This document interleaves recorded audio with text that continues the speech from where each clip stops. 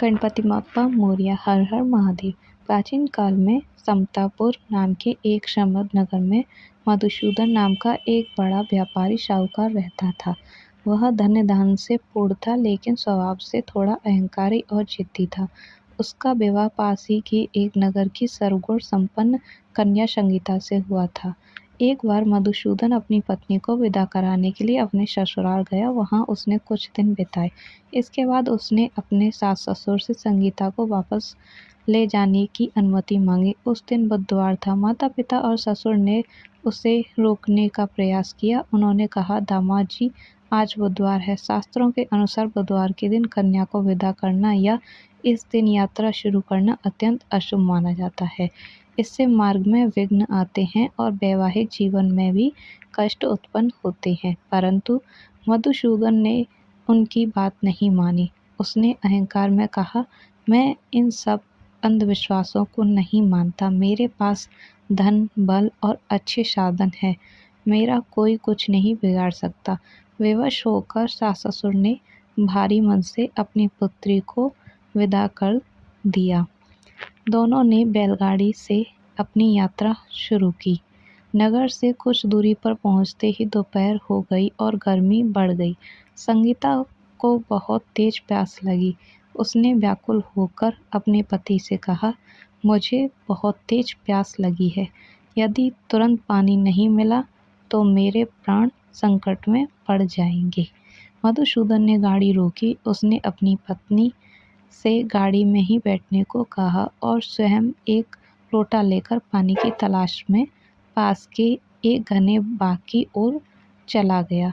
कुछ समय बाद जब वह कुएं से शीतल जल लेकर वापस अपनी बैलगाड़ी के पास पहुंचा तो उसके होश उड़ गए। उसने देखा कि बैलगाड़ी में उसकी पत्नी के बगल में बिल्कुल उसी के जैसा दिखने वाला, उसी के जैसे वस्त्र पहने और उसी की आवाज वाला एक अन्य पुरुष बैठा हुआ है। वह पुरुष संगीता से प्रेम पूर्वक बातें कर रहा था और संगीता भी उसे ही अपना पति समझ रही थी। यह देखकर मधुसूदन क्रोध से लाल पीला हो गया। उसने चिल्लाकर कहा, तुम कौन हो जो मेरी पत्नी के पास बैठे हो? तुरंत मेरी गाड़ी से नीचे उतरो। इस पर उस दूसरे व्यक्ति ने शांति से उत्तर दिया, भाई तुम कौन हो? यह तो मेरी पत्नी संगीता है। मैं इसे अभी अभी इसके मायके से विदा कराकर ला रहा हूँ। तुम व्यर्थ में मुझसे झगड़ा क्यों कर रहे हो? दोनों में भयंकर विवाद होने लगा। आवाज़ सुनकर आसपास के राहगीर, किसान और सिपाही वहां एकत्र हो गए। नगर के सैनिकों ने दोनों को पकड़ लिया। राजा के दरबार में न्याय के लिए ले जाया गया। समस्या यह थी कि दोनों का रूप, रंग, लंबाई, आवाज और वेशभूषा बिल्कुल एक समान थी। यहाँ तक कि संगीता भी भ्रमित हो गई कि उसका असली पति कौन सा है।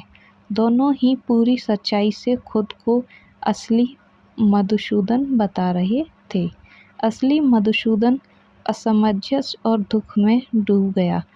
उसने ईश्वर से प्रार्थना की, हे भगवान, यह मुझ पर कैसा संकट आ पड़ा है। मैंने ऐसा क्या पाप किया है कि मेरी पत्नी ही मुझे नहीं पहचान पा रही है। तभी अचानक आसमान में तेज बिजली चमकी और एक गंभीर आकाशवाणी हुई, हे मधुसूदन, यह सब तुम्हारे अहंकार का परिणाम है। तुमने बुधवार के दिन यात्रा न करने के शास्त्रों के नियम का उल्लंघन किया है। तुमने बुद्ध देव की शक्तियों का उपहास उड़ाया और अपने ससुर के वचनों को ठुकराया। यह दूसरा व्यक्ति कोई और नहीं, स्वयं बुद्ध देव है, जो तुम्हें तुम्हारी भूल का पाठ पढ़ाने आए हैं। आकाशवाणी सुनते ही मधुसूदन की आंखें खुल गईं। उसका अहंकार चूर चूर हो गया। उसने तुरंत जमीन पर गिरकर अदृश्य बुद्ध देव के चरणों में दंडवत प्रणाम किया। उसने अपनी आंखों से अश्रुपूर्ण प्रार्थना की, हे बुद्धदेव, मुझसे अनजाने में बहुत बड़ा अपराध हुआ है। मैंने अपने ज्ञान और धन के अहंकार में आपकी अवहेलना की।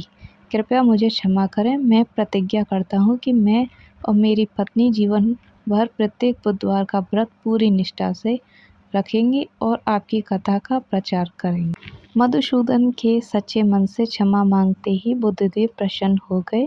क्षण भर में ही वह दूसरा हमशक्ल व्यक्ति हवा में विलीन हो गया। राजा, सिपाही और संगीता सभी यह चमत्कार देखकर हैरान रह गए। संगीता ने अपने असली पति को पहचान लिया। इसके बाद राजा ने मधुसूदन को ससम्मान विदा किया। दोनों सुरक्षित और सानंद अपने घर पहुँचे। घर आकर मधुसूदन और संगीता ने आने वाले अगले ही बुधवार से नियमित रूप से व्रत रखना शुरू कर दिया। बुद्धदेव की कृपा से उनके जीवन में कभी धन और बुद्धि की कमी नहीं हुई। उनका व्यापार दोगुना बढ़ गया और उनके घर में सुख शांति का वास भी हुआ। ऐसी मान्यता है कि जो व्यक्ति इस लंबी कथा को सुनता या पढ़ता है, उसे बुधवार के दिन यात्रा करने के दोषों से मुक्ति मिलती है और उनकी सभी मनोकामनाएं भी पूर्ण होती हैं। Thank you for watching this video. Please subscribe to my YouTube channel and please like my video and support me. धन्यवाद। आपका दिन शुभ।